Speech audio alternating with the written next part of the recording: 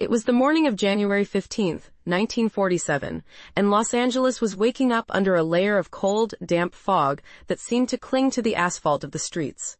The city was experiencing a vibrant post-war era where hope and the American dream clashed head-on with a much darker and sordid reality that was brewing in the back alleys of Hollywood. While the film industry sold celluloid fantasies to the entire world in the vacant lots of the South Side, a very real nightmare was about to be discovered. In the neighborhood of Leimert Park, life was proceeding with the usual slowness of a developing residential area. Norton Avenue was a quiet street flanked by empty lots where weeds grew uncontrollably, waiting for the housing boom to turn those grounds into new homes for the middle class.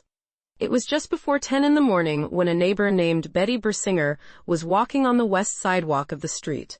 She was pushing her 3-year-old daughter in a stroller and was heading to run a routine errand to a nearby shoe store. The normalcy of the scene with a mother and her daughter strolling under the pale morning light contrasted sharply with what her eyes were about to register. As she passed by a vacant lot situated between 39th Street and Coliseum Avenue, Betty's gaze strayed to the tall grass. A few feet from the sidewalk, something white and strange stood out against the dark green and wet weeds. Her first impression was one of curiosity mixed with a slight civic disturbance. She thought she saw a broken mannequin that someone had irresponsibly discarded in the lot. The skin was too pale, almost marble-like, and the posture appeared unnaturally stiff. Betty continued walking a few more steps, but something about the arrangement of that object compelled her to stop and look again. There were no plastic seams or artificial joints. As her eyes adjusted to the image, reality hit her mind with the force of instant trauma. It was not a mannequin. It was the body of a young woman. The horror of that moment was magnified by the condition of the discovery. The body was completely naked and had been cut in half at the waist with a precision that defied the immediate comprehension of any witness. Betty Bersinger, seized by the instinctive panic of protection, covered her daughter's eyes and ran to the nearest house to knock on the door and ask them to call the police. That phone call marked the beginning of the most infamous criminal case in California's history, but at that moment, there was only fear and confusion in the voice of a woman who had just witnessed the unthinkable. The first officers of the Los Angeles Police Department arrived at the scene minutes later. Frank Perkins and Will Fitzgerald were the ones tasked with confirming the report. As they got out of their patrol car and stepped into the grass of the vacant lot, they encountered a crime scene that seemed designed scenographically to create the greatest possible visual impact. The absence of blood was the first thing the officers noticed, and what most disturbed their police logic. In a mutilation of such magnitude, where a human body had been bisected, the scene should have been flooded with vital fluids. However, the corpse lay on the grass with a nearly clinical, almost aseptic cleanliness. There were no red puddles or spatters on the surrounding ground. The woman had been murdered and drained of blood elsewhere before being placed there like a macabre work of modern art. The position of the body indicated a clear intentionality on the part of the murderer. The upper half of the torso was positioned face down with the arms raised above the head at a 45-degree angle, as if surrendering or giving in. The lower half was situated a few inches away, with the legs spread in a position suggesting extreme vulnerability and total exposure. The officers had to fight against nausea and shock to secure the perimeter. They knew they were dealing with something that surpassed the usual street violence of Los Angeles. This was not a robbery gone wrong, nor a crime of passion committed in the heat of the moment. This was the work of a cold, calculating and deeply sadistic mind. The news leaked out at a dizzying speed. Before homicide detectives could gain full control of the scene, reporters from the sensationalist press were already on their way. The Los Angeles Herald-Express, known for its aggressive and often gruesome coverage of local crimes, sent its best men and women to the site.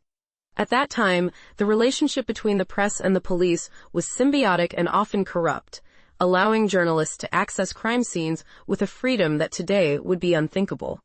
The reporters arrived, and in their eagerness to get the best photograph and the most shocking headline, they trampled on evidence, contaminating the area around the body. It is said that some photographers even manipulated the scene or covered the body with sheets only to uncover it again for the exclusive of horror in its purest state. When legendary detectives Harry Hansen and Finis Brown arrived at the site, they had to impose order amid the chaos. Hansen, a seasoned and meticulous veteran, looked at the body with an analytical gaze, trying to decipher the message that the murderer had left written in the flesh of the victim. What he saw would haunt him for the rest of his days. The woman's face had been disfigured with deep cuts that started from the corners of her lips and extended to her ears, creating a grotesque permanent smile, historically known as the Glasgow Smile. That wound was a final mockery, a way to dehumanize the victim and rob her of any expression of pain or dignity in death, forcing her to eternally smile at her own fatal fate. The preliminary examination at the scene revealed details pointing to a killer with specific knowledge or at least considerable manual skill. The cut at the waist had not been made with a coarse saw or an axe. The separation had been carried out through a precise incision between the second and third lumbar vertebrae. It was a clean job that avoided breaking the massive bone of the spine by opting to disarticulate the joint. This suggested someone who knew how the human body was constructed, someone who might have experience in butchery, hunting, or even medicine. The victim's skin had been meticulously washed and scrubbed before being moved to the lot. There was no dirt under the nails or obvious signs of struggle on the surface of the dermis. Whoever had done this had taken the time to clean their work, erasing fingerprints and DNA long before forensic science could even dream of such technologies. Hansen and Brown searched for clues in the surrounding area. Despite the contamination of the scene by onlookers and the press, they were able to identify some tire marks near the curb, confirming the theory that the body had been transported in a vehicle and dumped there during the night. They also found a heel print near the body and an empty cement bag with some drops of bloody water a few feet away.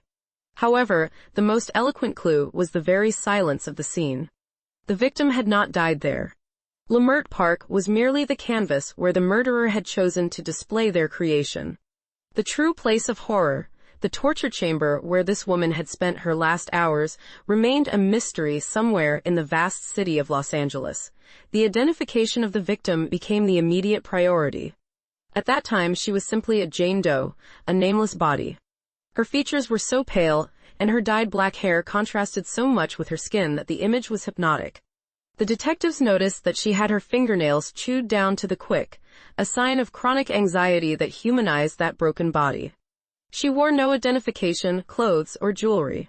The murderer had stripped her of everything that bound her to the world of the living, leaving her only as an object of forensic study. As the morgue technicians prepared to lift the body, a crowd of onlookers thickened at the edges of the police cordon. Neighbors, housewives, and children coming home from school crowded to catch a glimpse of the horror. The rumor that a maniac was on the loose spread like wildfire, infusing an electric fear in the community. Mothers called their children to come inside and close their curtains, although no wall seemed thick enough to protect them from the evil that had manifested in that vacant lot. The city of Los Angeles, accustomed to the fiction of film noir, suddenly found itself starring in its own horror movie, but with no script and no happy ending. From a psychological perspective, the crime scene screamed about the mind of the perpetrator. The public display of the body indicated a pathological narcissism and a desperate need for recognition. The murderer did not want to hide their crime, they wanted it seen, discussed, and feared. By washing the body, they had committed an act of final possession, purifying their victim according to their own twisted standards. The bisection of the body was not merely a practical measure to facilitate transport, it was an act of total nullification of the person, reducing her to fragments. And the smile carved into her face suggested a deep hatred of women or a specific rage directed at this particular woman, a need to punish her beauty or her voice. The lifting of the corpse was a grim task. Officials had to collect the two halves separately, carefully depositing them on the stretcher under the watchful gaze of the press cameras, which flashed like artificial lightning. Each flash captured a fragment of the tragedy that would make the headlines of the evening newspapers. At that moment, the woman was not yet the Black Dahlia. She was not yet the tragic icon she would become. She was simply a young girl who had met a brutal end far from home. When the ambulance pulled away, taking the remains to the county coroner, the lot on Norton Avenue felt strangely empty. Only the crushed grass remained where the body had rested, and the heavy sensation that something evil had passed through there lingered. Detectives Hansen and Brown stayed a moment longer, watching the ground. They knew that the real work had just begun. They had a body but no name. They had a crime but no weapon. And they had an entire city that would soon demand answers. What they did not know on that cold January morning was that they were at the beginning of a labyrinth they would never fully traverse. The discovery in Leimert Park was not the end of Elizabeth Short's story, but the beginning of her dark legend, a legend written in blood and mystery that would endure long after their own lives. The forensic investigation that would follow in the coming hours would reveal even more disturbing details about what had happened to the victim before her death.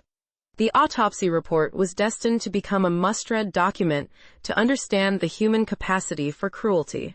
But as the midday sun tried to dispel the fog over Los Angeles, the question resonating in everyone's mind was not just who she was, but what kind of monster walked freely among ordinary people, capable of turning a human being into a broken mannequin abandoned in the grass. To understand the magnitude of the tragedy that took place on that lot in Leimert Park, it is imperative to look beyond the carnage and rescue the person who inhabited that body before it was reduced to forensic evidence. Sensationalist press posthumously named her the Black Dahlia, turning her into a two-dimensional film noir character, a fatal woman wrapped in mystery and scandal. But before the headlines and before the mutilation, there was Elizabeth Short, a 22-year-old woman who, like so many others, had come to California chasing a light that ultimately ended up burning her. Her story is not that of a Hollywood vamp, but the painful chronicle of a working-class girl trapped in the maelstrom of an era where innocence was lost quickly. Elizabeth was born in Boston in 1924, into a family that would soon face the ravages of the Great Depression. Her childhood was marked by a traumatic event that would define her relationship with men and the father figure for the rest of her life. When she was just a girl, her father, Cleo Short, parked his car on a bridge and disappeared, leaving behind the impression of a desperate suicide in the face of economic ruin. Elizabeth grew up idealizing that absent father, building in her mind the image of a man who sacrificed himself or who was a victim of tragic circumstances. However, the reality was more prosaic and cruel. Years later, she would discover that Cleo was alive, living in California, having abandoned his wife and 5 daughters to start anew far from debts. This revelation and her chronic asthma and bronchitis problems were the catalyst that pushed a young Elizabeth to leave cold New England. At 19, she packed her bags and headed west, seeking warm weather and the promise of reuniting with her father in Vallejo, California. But the reunion was not the fairy tale she had imagined. Cleo was a hard man, pragmatic and with little patience for a teenage daughter dreaming of cinema and nightlife. Living together quickly became unsustainable, and Elizabeth left her father's house to hit the road, starting a pattern of nomadic living that she would maintain until her death. It was during these war years that Elizabeth flourished. She worked at Camp Cook Base in Lompoc, where her pale beauty and blue eyes made her the center of attention for the soldiers going to the front. She was chosen as the prettiest girl in the camp, a modest title that boosted her self-esteem and dreams of stardom. There, she met the great love of her life, Major Matthew Gordon Jr., a decorated pilot of the Flying Tigers. Their romance was intense and epistolary, filled with promises of marriage and a stable life at the end of the conflict. Elizabeth clung to Matt as an emotional life buoy. He represented the safety, love, and validation that she so desperately longed for, but fate had a devastating blow in store for her. Just before Japan surrendered, ending World War II, Elizabeth received the telegram that no war bride wanted to receive. Matt Gordon had died in a plane crash in India. The news shattered her. Those who knew her say that something broke inside her at that moment. The Elizabeth who emerged from mourning was different. She was still charming and sociable, but there was a fundamental disconnection inside her, a melancholy she tried to hide under layers of makeup and rehearsed smiles. She began to wear black more often, not just as a fashion statement, but as a reflection of her internal state. In 1946, 6 months before her murder, Elizabeth returned to Southern California. Post-war Los Angeles was an electric city. The film studios were producing movies at a frantic pace, and thousands of young people arrived by buses and trains waiting to be discovered. Elizabeth settled into this ecosystem, but never truly managed to penetrate the film industry. Despite the later legend, there are no records of her having worked as an actress, not even as an extra. Her life became a series of temporary stays in guest houses, cheap hotels, and apartments shared with other girls who were also searching for their place in the world. Her existence was precarious. Without a steady job, she often relied on the generosity of men to dine and have fun.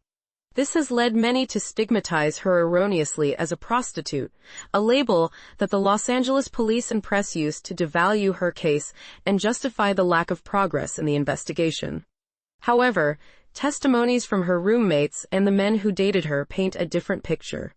Elizabeth did not sell her body. She was what was colloquially known at the time as a tease, a girl who accepted dinner and drink invitations, enjoyed male company and adoration, but set strict boundaries at the end of the night. She maintained an almost puritanical physical distance, perhaps preserving the memory of Matt Gordon or perhaps protecting herself from being used. This dynamic, however, was dangerous. In the unwritten code of the Hollywood night, accepting dinners and gifts without offering anything in return could generate frustration and aggression in certain men who felt they were owed something. The nickname, "If the discovery of the body in Leimert Park," was the public prologue of this tragedy. The autopsy performed at the Los Angeles County Morgue constitutes the darkest and most revealing chapter of the narrative. It is in the coldness of the examination room, under the white and sterile lights, where the true nature of the monster that ended Elizabeth Short's life became apparent. The forensic report, catalogued under case number 49747, is a document that transcends forensic medicine to become a testament to human sadism at its highest expression. Dr. Frederick Newbear, the chief coroner of the county, was tasked with translating the silent wounds of the corpse into a chronology of pain that would leave even the most seasoned investigators of the homicide squad astounded. The autopsy began on the morning of January 16, 1947, 24 hours after the discovery of the body. The atmosphere in the room was tense. Harry Hansen and other detectives watched from the gallery, knowing that each incision and every note dictated by Dr. Newbear could be the key to catching the killer or the confirmation that they were facing an impossible-to-track ghost. The first thing that stood out in the general examination was the confirmation of what had already been suspected at the crime scene, the meticulous cleaning of the body. Elizabeth Short had undergone an exhaustive washing process. The killer had used hot water and a hard-bristled brush to scrub the skin, eliminating almost any trace of blood, bodily fluids, or particles that could connect the crime to a specific location. This action was not hurried. It was a post-mortem purification ritual executed with patience and rigor. The body was exsanguinated. It is estimated that the human body contains around 5 liters of blood. But in Elizabeth's remains, hardly any trace remained. She had been completely drained, a task that requires time, gravity, and specific knowledge about the vascular system, or at least a macabre determination to empty the vessel of life. The examination of the head and face revealed the brutality of the initial attack. Dr. Newbear documented multiple bruises on the front and right side of the scalp, resulting from blunt force trauma. These impacts had caused a subarachnoid hemorrhage, but they were not necessarily the immediate cause of death. However, what dominated the geography of horror on her face were the lacerations on her mouth.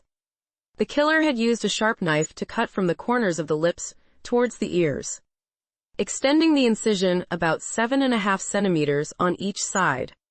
In forensic and criminal terms, this denoted a clear intention to disfigure the victim's identity by attacking her ability to communicate and her beauty. It was a mark of possession and contempt.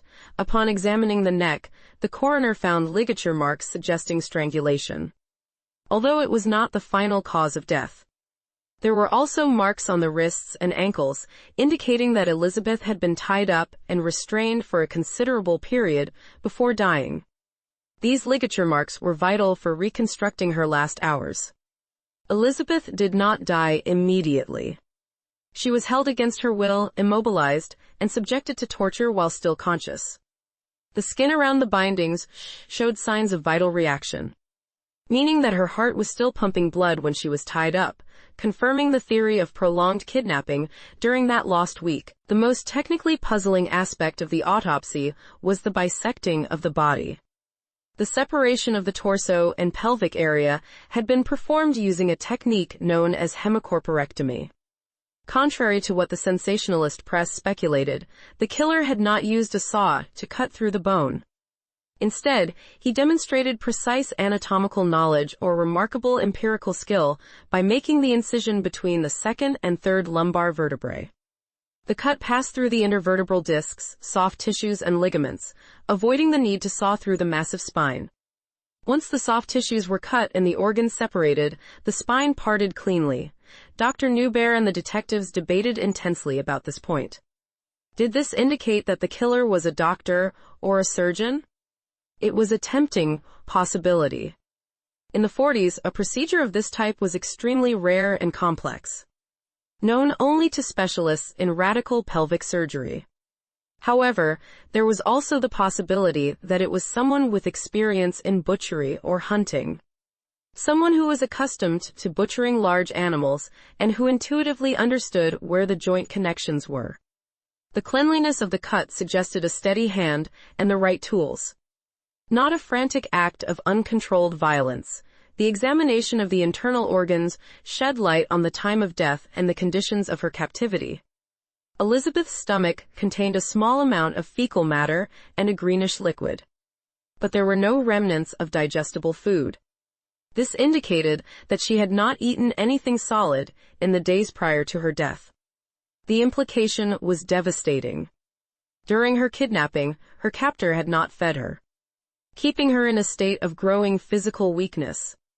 The analysis of liver temperature and rigor mortis allowed Dr. Newbear to estimate the time of death at some point between the afternoon of January 14th and the early morning of the 15th. Approximately 10 to 15 hours before Betty Bersinger found the body. This meant that Elizabeth was alive and in the hands of her executioner for at least 5 or 6 days after disappearing from the Biltmore Hotel.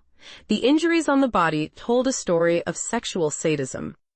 Although paradoxically, the autopsy report concluded that there was no evidence of rape in the traditional sense. No sperm was found in the vaginal canal, nor trauma that suggested recent forced penetration before death. However, classifying this as a non-sexual crime would be a fundamental error. The nature of the wounds on the breasts, where cuts and mutilations had been made, and the insertion of foreign matter into the body post-mortem, indicated that the killer's motivation was deeply sexual, but of a deviated nature. Where pleasure derived from control, pain, and the destruction of the object of desire, rather than from the act of copulation, there was a particularmente grotesque detail that is often omitted in more superficial summaries, but is crucial to understanding the psychology of the aggressor. A piece of skin and muscle tissue had been removed from Elizabeth's right thigh. At the time, it was speculated that the killer had removed a tattoo or a birthmark to hinder identification.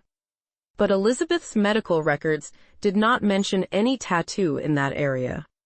The most macabre theory, supported by physical evidence, is that this piece of flesh was removed as a trophy or used in a final act of desecration. Inserting it into a cavity of the body or flushing it down the toilet at the location where she was killed. This act of symbolic or literal cannibalism reinforces the idea of a psychopath seeking to completely consume his victim. The official cause of death recorded on the certificate was hemorrhage and shock due to a concussion and facial lacerations. In simple terms, Elizabeth died from the accumulation of trauma and slow but constant blood loss. The blows to her head would have left her unconscious or semi-conscious, and the facial injuries bled profusely. She likely died alone, bleeding out in a bathtub or on a table prepared for that purpose, while her killer watched or waited for life to extinguish before starting his dismembering work. The autopsy report also served to profile the type of setting where the crime took place. To make such a number of cuts, drain the blood, wash the body, and cut it in half without leaving a massive trace. The killer needed a private and secure location. It could not have been in an alley or a car. He needed access to abundant running water. A large drain, probably a bathtub, good lighting, and time. He needed hours of privacy without fear of being interrupted by neighbors or family members. This narrowed the suspect profile to someone who lived alone or had access to an isolated residence or a soundproof basement. From a psychological standpoint, the treatment given to the corpse revealed a fascinating dichotomy in the mind of the criminal. On one hand, the extreme violence, disfigurement of the face, and mutilation of the breasts denoted a visceral hatred, an explosive rage against women. But on the other hand, the careful washing, the precise cutting of the spine, and the almost artistic arrangement of the body in Leimert Park suggested a desire for redemption or control. The killer wanted to present his victim to the world, not as a bloody mess, but as a finished white and clean work of art. This contradiction between the chaos of torture and the order of presentation is a classic signature of an organized killer with obsessive-compulsive personality traits. Dr. Newbear closed the report. But the questions it opened would resonate for decades. The absence of other defensive injuries suggested that Elizabeth may have been tied up from the outset or drugged. Although the toxicological analyses of the time were limited and did not detect common substances, the picture emerging from the autopsy is one of total helplessness. Elizabeth Short, a young woman who had struggled to survive in the city of dreams, found herself at the end of her life completamente a la merced de alguien que veía su cuerpo, como un lienzo para sus fantasías más oscuras, when the body was finally released from the morgue to be prepared for burial. The funeral directors had to perform a titanic reconstruction job so the family could have a dignified wake. They had to join the two halves, fill the wounds, and apply thick layers of makeup to conceal the Glasgow Smile. But the autopsy report remained in the police files as an indelible reminder of the truth. It was not a quick death. It was a slow, calculated death executed with a coldness that chilled the blood. This forensic document became the compass of the investigation. It indicated that they should look for someone intelligent, methodical, strong, and with private space. Someone who probably knew Elizabeth well enough to gain her trust and lead her to that place of death. The autopsy ruled out vagrants and small-time thieves. It pointed upward to someone educated, perhaps a respectable professional, who hid an abyss behind a facade of normalcy.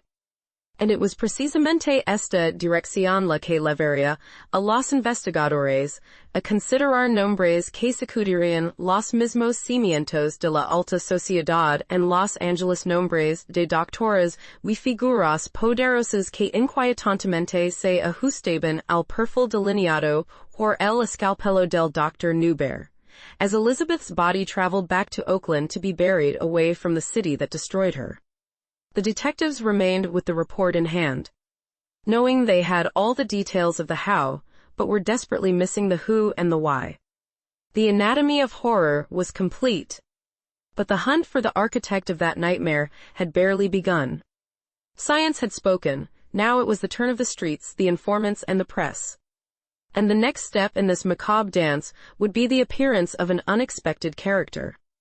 An anonymous correspondent who would play cat and mouse with the police, self-designating as the Avenger of the Black Dahlia. If the appearance of Elizabeth Short's body shocked Los Angeles, what happened in the weeks that followed turned the case into an unprecedented media spectacle. A war of ink and headlines that forever blurred the line between police investigation and macabre entertainment, while detectives Hansen and Brown tried to follow the few physical clues that had survived the killer's cleanup. A new player entered the scene. Someone unwilling to let the case cool off or yield the spotlight. The killer decided to speak.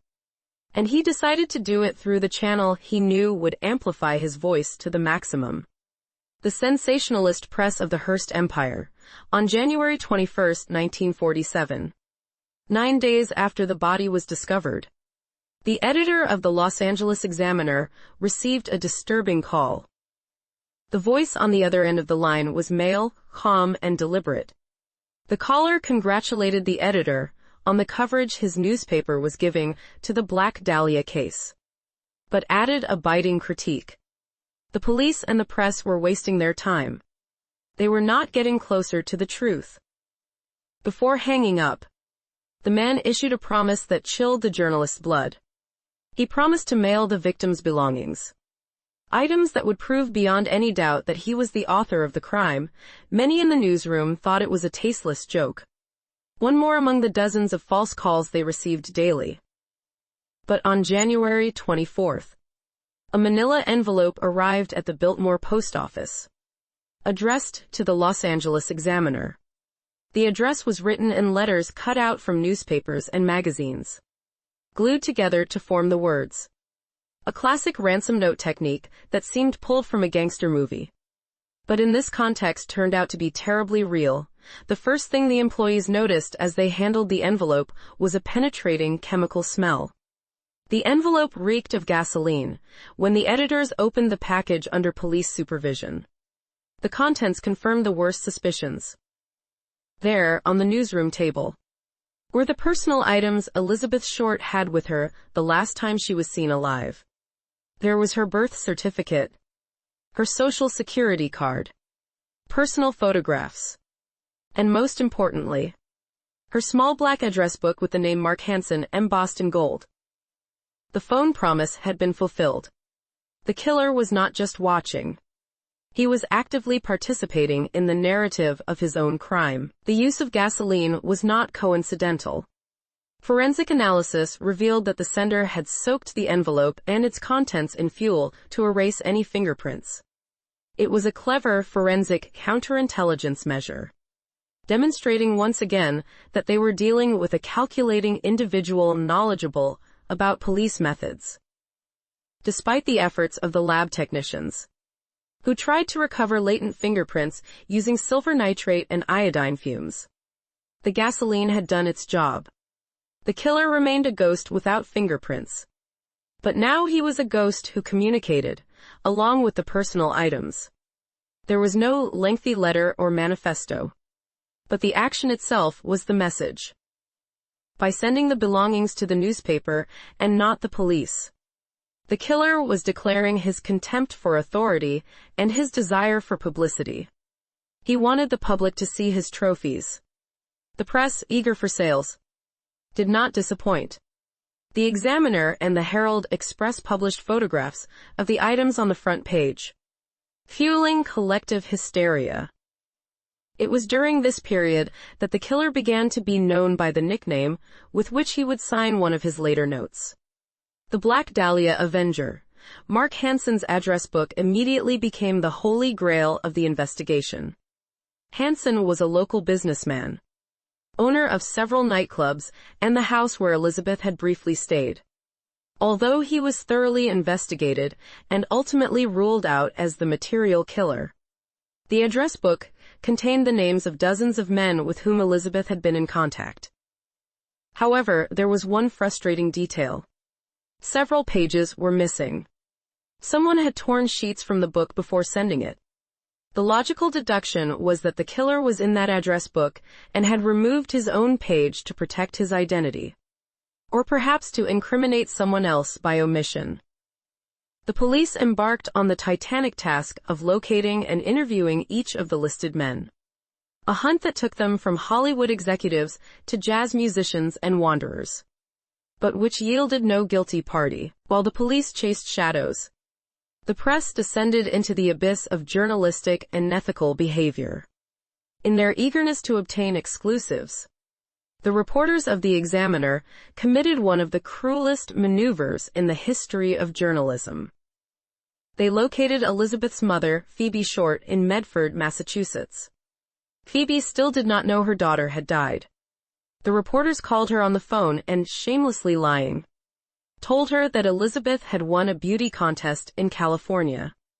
They asked for biographical details, childhood anecdotes, and information about her relationships, all under the guise of writing a profile on the winner. Phoebe, excited and proud, shared everything they wanted to know. Only after extracting all the information did the reporters change their tone and hit her with the truth without anesthesia. Her daughter had not won anything. She had been brutally murdered and mutilated. The cruelty of this act left an indelible stain on the reputation of the Los Angeles press. But achieved its goal. It sold newspapers.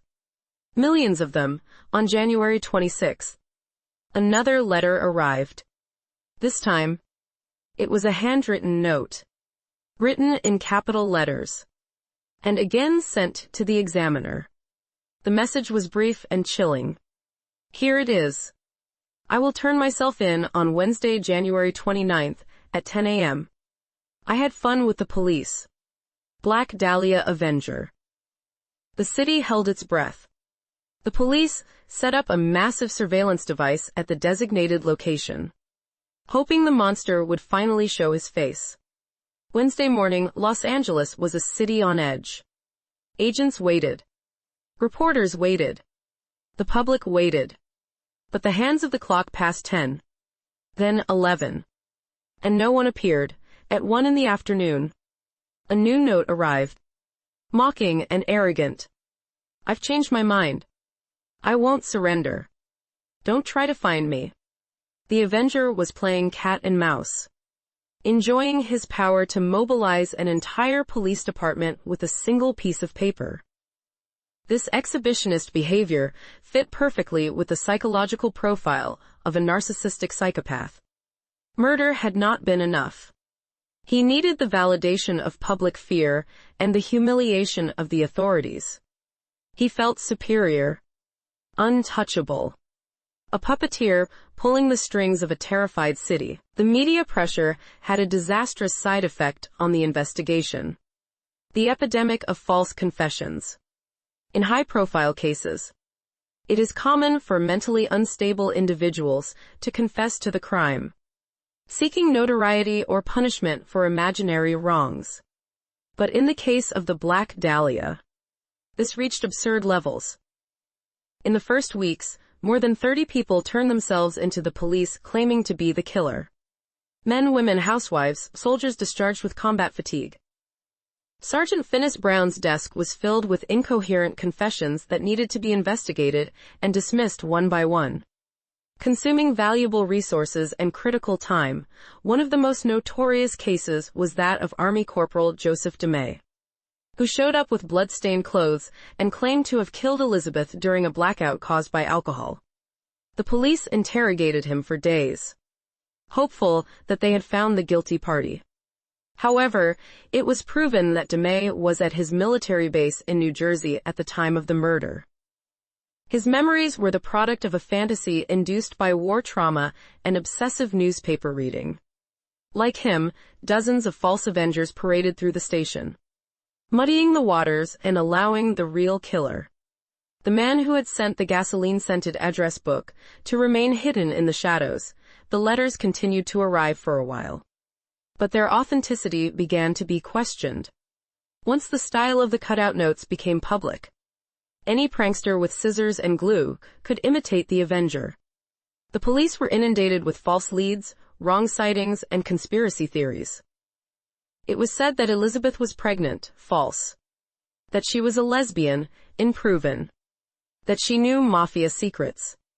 Every rumor was a headline. And every headline pulled the investigation further away from the tangible reality of the facts. The handling of the evidence by the press was also a nail in the coffin of justice.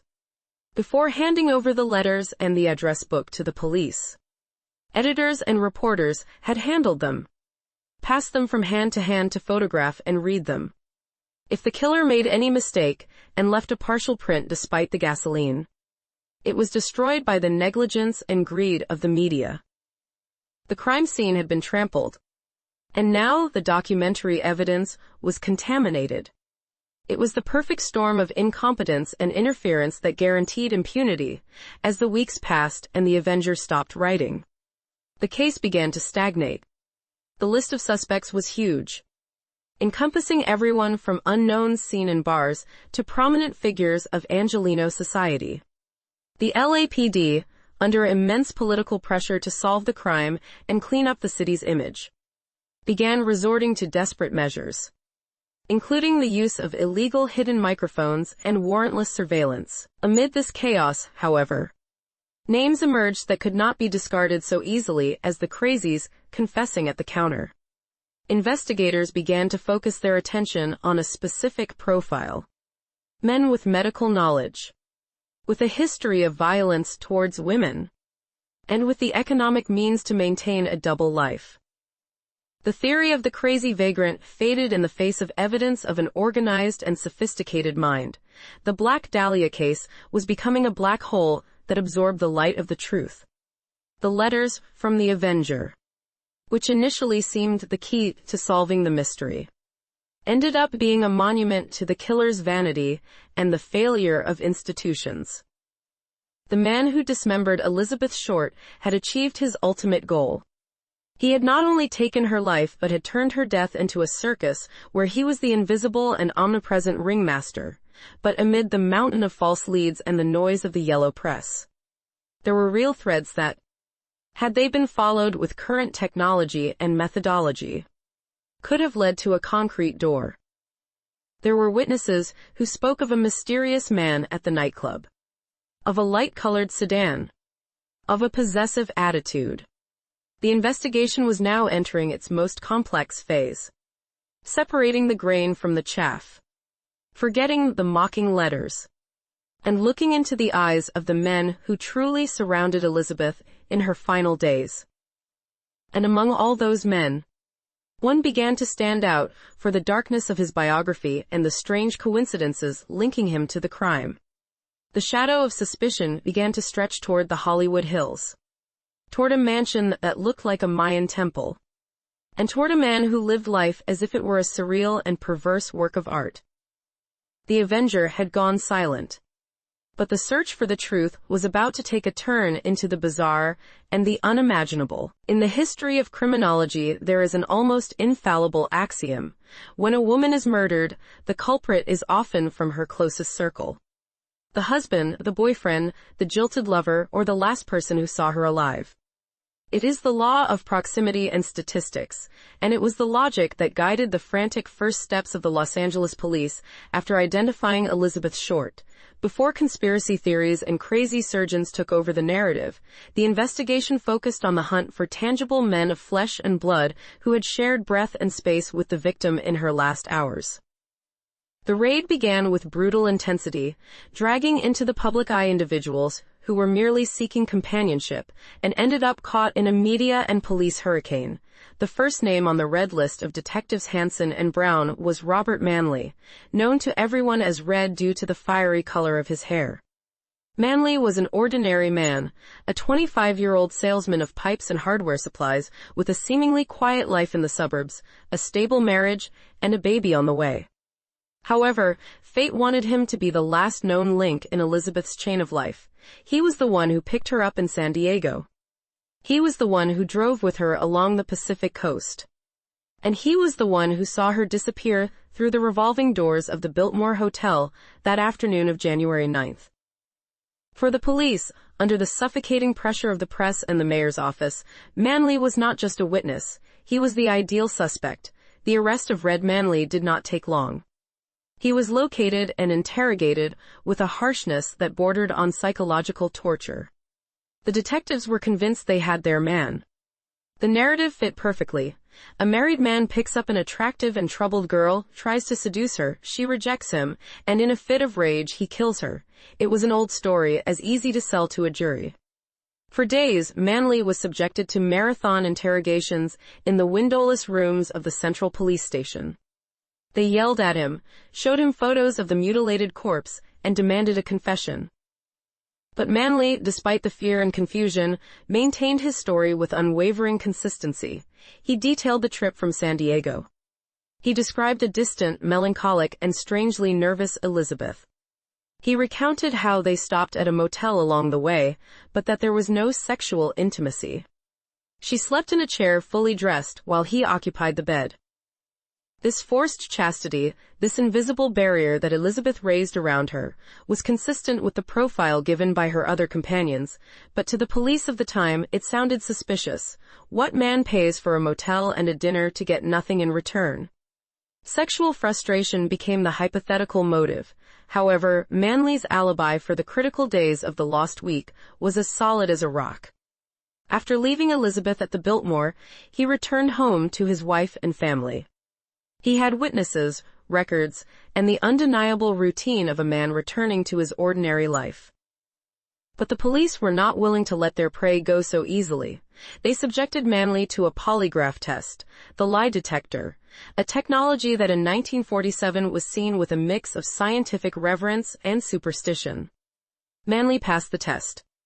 He showed no signs of deceit when denying having killed Elizabeth. Not satisfied, the investigators resorted to more invasive methods. They administered sodium pentothal, the so-called truth serum, in a desperate attempt to unlock repressed memories or hidden confessions in his subconscious. Under the effects of the drug, in a state of induced semi-consciousness, Manley did not speak of hate or blood. He spoke of Elizabeth with a sad tenderness, expressing his concern for her and his bewilderment at her erratic behavior. There was no monster inside Red Manley, just a young man who had fallen platonically in love with the wrong girl at the wrong time. Ultimately, the police had to admit defeat and release him. Robert Manley was officially exonerated from murder, but the stain of suspicion ruined his life. His marriage suffered, his reputation was shattered, and years later, he would end up in a psychiatric institution haunted by the ghosts of that car ride, and by the voices accusing him of a crime he did not commit. He was the first collateral victim of the Black Dahlia. With Manley out of the equation, the detective's gaze turned to the owner of the famous black address book, Mark Hansen. Unlike Manley, Hansen was not an innocent suburban salesman. He was a dark and powerful figure in the Hollywood underworld. A Danish immigrant, owner of nightclubs and dance halls, Mark Hansen operated in that gray area where spectacle meets vice.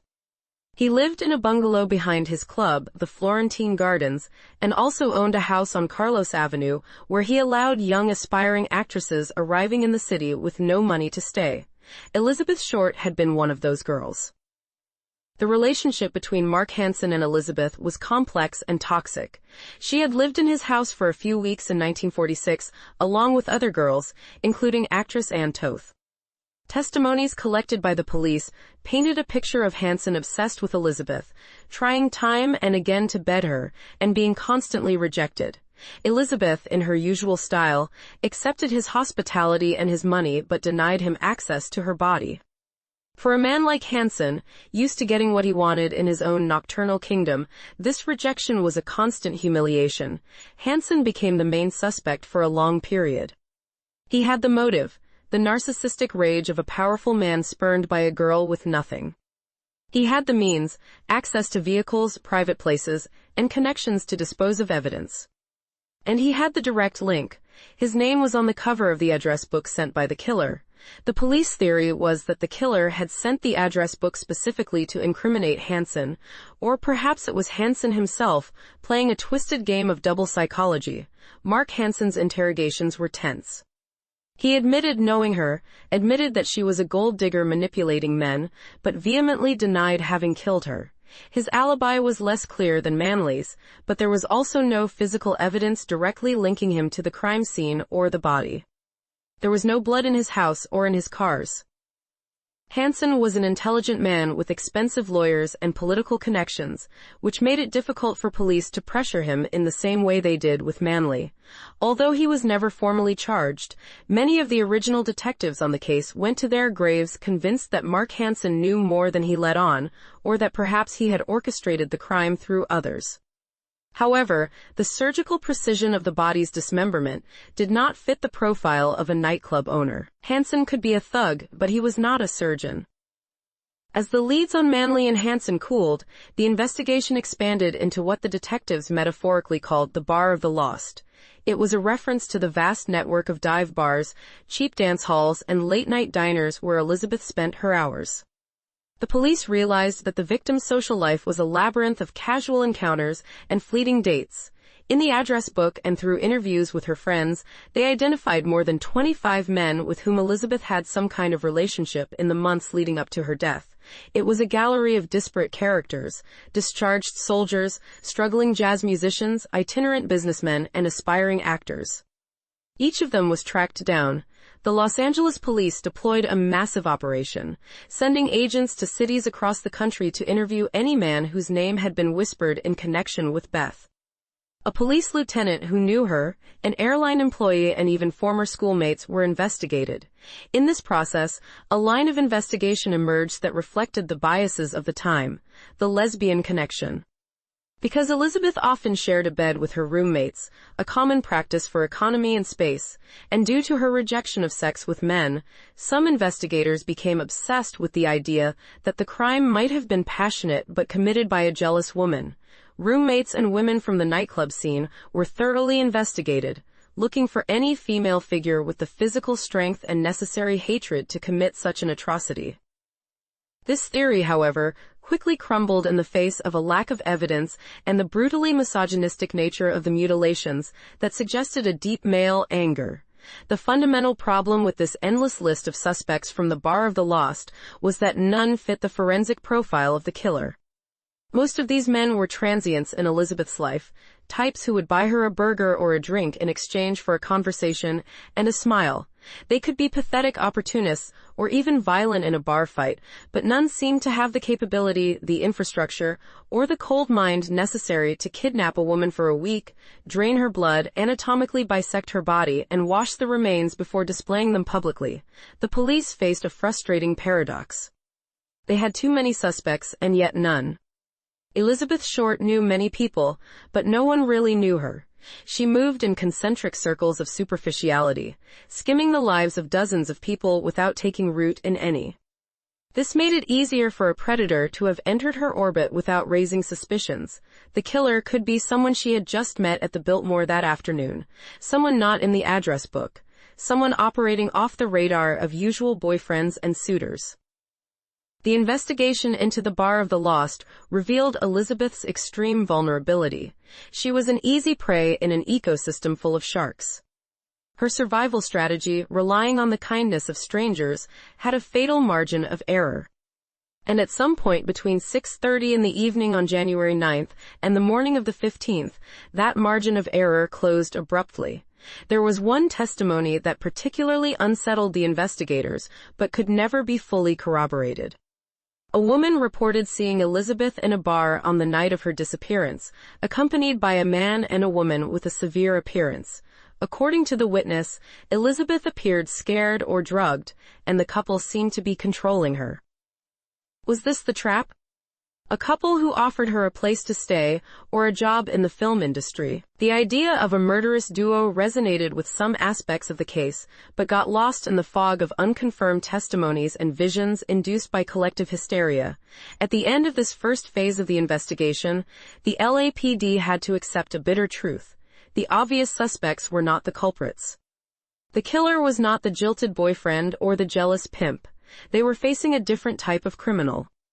An intelligent, patient, and monstrous criminal. The investigation had to abandon the seedy bars and look upward, toward the attics and mansions, toward respectable professionals. The murderer's profile began to mutate in the detectives' minds. He stopped being a street thug and became a perverted authority figure. And so, as the files on Manley and Hansen accumulated on the shelves of closed cases, a new shadow began to take shape on the horizon of the investigation. A shadow that wore a white coat, had knowledge of surgery and art, and lived in a house that resembled a pagan temple. The investigation was about to take a surreal turn, delving into the life of one of the most enigmatic and disturbing figures in Los Angeles history, Dr. George Hodel. The Bar of the Lost had been a dead end, but the path to the truth could be paved with marble and secrets from high society. As the official investigation diluted into a sea of false leads and confessions from mentally disturbed individuals in the district attorney's offices and in the whispers of high society in Los Angeles, a much darker and disturbing suspicion began to take shape. If the homeless and street vendors weren't responsible, the gaze had to be lifted towards the elite, towards those who considered themselves above the law and common morality. And at the pinnacle of this pyramid of intellectual decay and privilege stood a figure who embodied the perfect nightmare, Dr. George Hill Hodel. A man whose profile not only matched the forensic evidence, but seemed to have come straight out of the pages of a modern Gothic novel. George Hodel was not an ordinary man. Born into a wealthy family, he was a child prodigy with an IQ of 186. A musical genius who played the piano with virtuosity and mingled with artists and bohemians. However, behind that facade of brilliant intellect and cultural sophistication beat a black heart. Hodel became a surgeon and rose to head the Department of Venereal Diseases for Los Angeles County. A position that granted him access to the most intimate secrets of the population and a profound knowledge of human anatomy.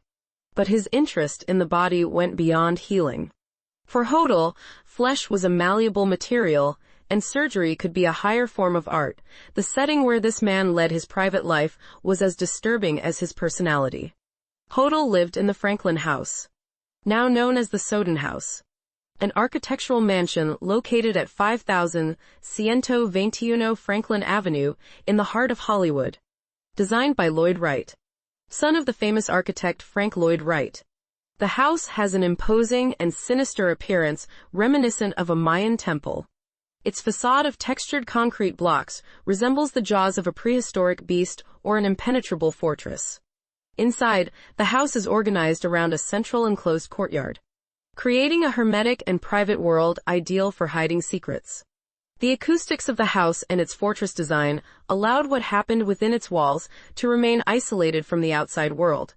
It was in this temple-like house where Hodel hosted legendary and orgiastic parties. Attendees included celebrities, film directors, avant-garde artists, and figures from the criminal underworld. It is said that alcohol and drugs flowed freely, and that moral boundaries dissolved in the atmosphere laden with eroticism and power that Hodel cultivated.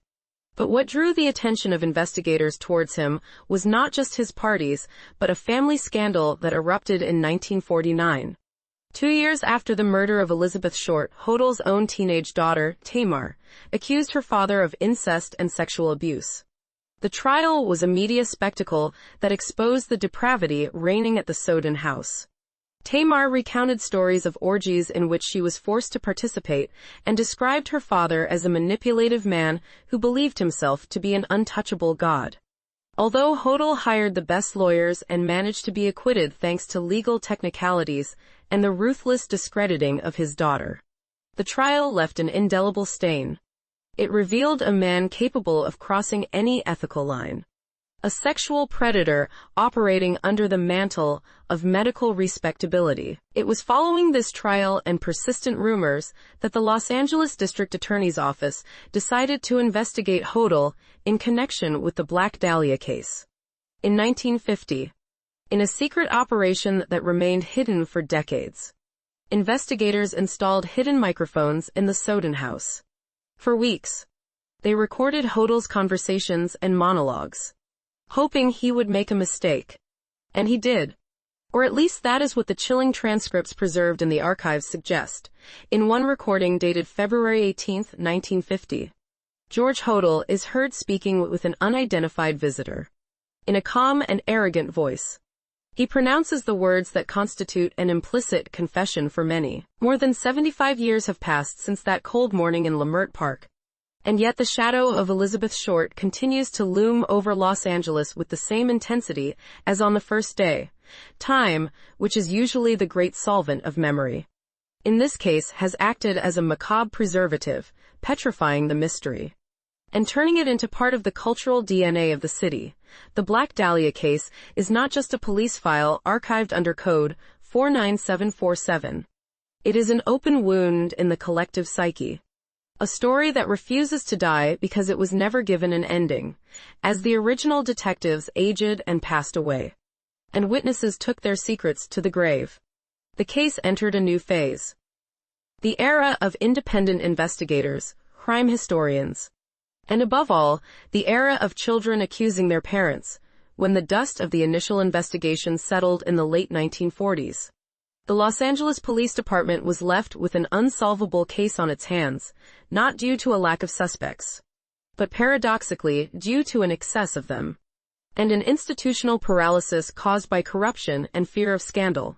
the grand jury of 1949, which met to investigate police corruption and its possible connection to the case's failure, dissolved without issuing formal charges, effectively sealing the fate of the investigation. The file grew cold. Physical evidence began to mysteriously disappear from the evidence storage, the address book, the letters from the Avenger, and even tissue samples were lost or stolen, fueling the theory of a deliberate cover-up from high levels. For decades, silence reigned, but at the turn of the millennium, a voice emerged that shook the foundations of the case and brought with it the most complete and terrifying modern theory to date. Steve Hodel, a former LAPD homicide detective with an impeccable service record, retired in 1999 after the death of his father, Dr. George Hodel.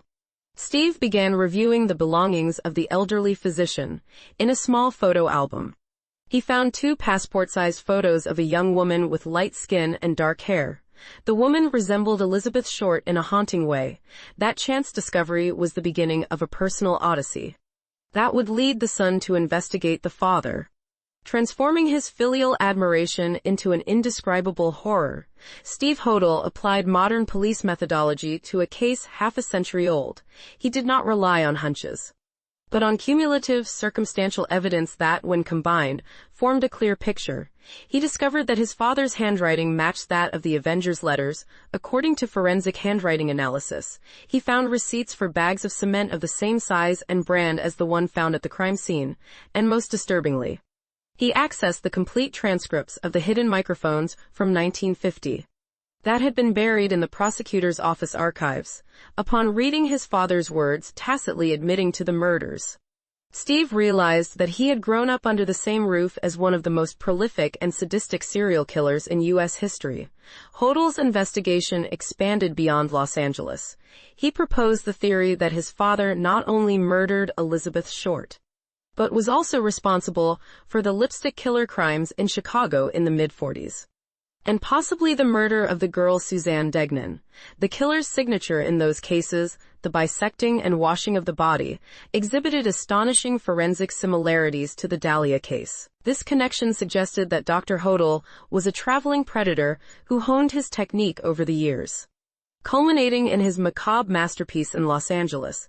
Although the LAPD has never officially closed the case or declared George Hodel posthumously guilty, many experts and retired prosecutors have publicly stated that if the doctor were alive today, there would be enough evidence to prosecute and convict him. However, Hodel's theory is not the only one that has emerged in the vacuum of official truth. The Black Dahlia case has become a magnet for writers and theorists, each with their own favorite suspect. Another theory that gained traction in the 90s was presented by Janice Knowlton, who in her book Daddy Was the Black Dahlia Killer, claimed to have witnessed her father George Knowlton murder Elizabeth in the garage of their home. Janice recovered these allegedly repressed memories through therapy, although her account was sensationalist. The police investigated the Knowlton garage and found tools that could have been used in a crime, but there was no conclusive forensic evidence linking the location to Elizabeth Short. The credibility of this theory waned due to the unstable nature of recovered memories and the lack of solid corroborating physical evidence compared to the mountain of circumstantial evidence against Dr. Hodel. There is also the transient killer theory, defended by authors like Donald H. Wolfe, who suggests that the gangster Bugsy Siegel or his associates may have been involved due to an alleged pregnancy of Elizabeth and her ties to mobsters. Wolfe argued that the murder was a message from organized crime. However, the autopsy discredited the pregnancy, and the idea that the mafia would go to such artistic and surgical lengths to eliminate a peripheral girl does not fit with the usual modus operandi of hitmen, who tend to be quick and pragmatic. Beyond the names and theories, what truly defines the current state of the case is the sense of ongoing injustice. Elizabeth Short was murdered 3 times. First, physically in that house of horrors.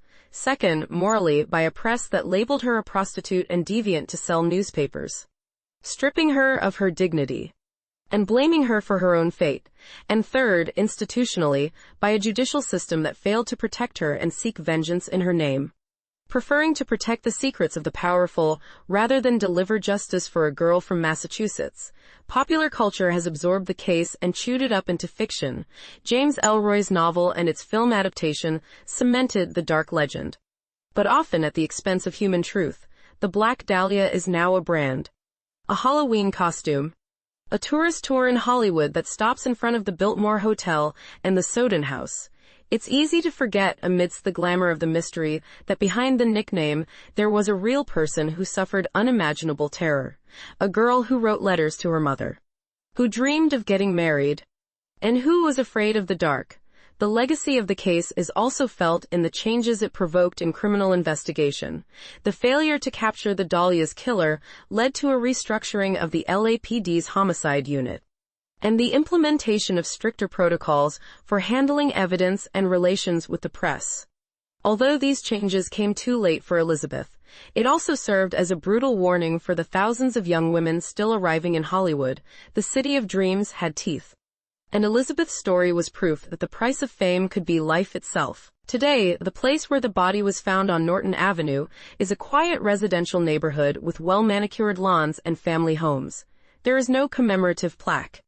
No marker indicating that the most famous mutilated body of the 20th century lay there. The physical oblivion contrasts with the digital and literary memory where the case continues to burn. Internet forums are filled with amateur detectives who repeatedly review the autopsy reports and crime scene photos, looking for that detail that eluded us all. It is human nature. The desire to solve the puzzle. To bring order to chaos. But perhaps the harshest truth is that there will never be a definitive closure. There will be no guilty verdict read by a judge. And no imprisonment. The protagonists are all dead. The killer, whoever he may be, escaped earthly justice. We are left with only speculation and narrative. We are left with the story of Steve Hodel looking into his father's eyes in an old photograph. And recognizing the monster. We are left with the image of the Black Dahlia as the last great analog mystery. A perfect crime in its execution and in its impunity. In closing this file, it is imperative to look back one last time at Elizabeth. Not at the dismembered corpse, but at the interrupted life. She was 22 years old. She liked music. She liked to dance. And she trusted people too much. Her mistake was not being a femme fatale. It was being a woman alone in a world of predatory men. Her death was a cry that no one heard in time, but whose echo continues to resonate. The Black Dahlia case remains open in the archives and in our nightmares. It is a reminder that evil exists, that sometimes it wins, and that there are secrets hidden behind the most elegant facades and the most polite smiles, as long as Hollywood exists, as long as there are neon lights and elongated shadows. The story of Elizabeth Short will continue to be told, not as a cautionary tale, but as an elegy for lost innocence, and an eternal accusation against the complicit silence of a city that preferred to forget than to seek justice. Here ends the chronicle of the Black Dahlia. The fog of Los Angeles has finally covered the tracks. But the scar remains. Elizabeth Short rests in Mountain View Cemetery in Oakland, far from the false glamour of Hollywood. But her ghost continues to walk down Olive Street, waiting for an appointment that will never come, seeking a way out of the dark maze in which her killer trapped her forever. End of case. If you liked this video, subscribe to the channel, activate the little bell, and give it a like. This way, you will help more people discover the story behind every mystery. We have walked through the streets of a Hollywood bathed in blood and secrets, leaving behind the eternal enigma of Elizabeth Short. But the human abyss is deep, and its shadows extend far beyond the 1940s and the borders of the United States. Darkness does not rest, and neither does our investigation. In our next installment, we will leave the noir glamour of Los Angeles to delve into the cane fields and rural roads of South America. We will confront a different darkness, one that is not a mystery to be solved, but a confirmed nightmare of biblical proportions. We will travel to Colombia to unearth the story of Luis Garavito, known as La Bestia, the Beast. We will analyze the mind of the greatest serial predator in modern history. a man who turned innocence into pain on a scale that defies all understanding. If you have the courage to look into the eyes of absolute evil and descend with us into the hells of reality. Subscribe now to the channel and activate notifications. You won't want to miss what we have uncovered. At Mysteria, the truth is always more terrifying than fiction. We'll be waiting for you in the darkness.